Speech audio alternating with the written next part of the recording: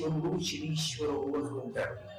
శనీశ్వరుడు అన్న మాట లేదు, ఎందుకంటే ఏ గ్రహానికి ఈశ్వరత్వం ఉండదు. ఈశ్వరత్వము అన్న మాటకు అర్థం ఏంటంటే ఇది ఇలా ఎందుకు చేశావు అని అడగడానికి ఆధారం ఉండదు. ఆయన అనుగ్రహించాడా ఏమైనా చెయ్యగలడు. ఆయన అనుగ్రహం లోపించిందా మనం ఎంత ప్రయత్నం చేసినా ఆ కార్యం నెరవేరాలి అని చెప్పి సిద్ధాంతము లేదు.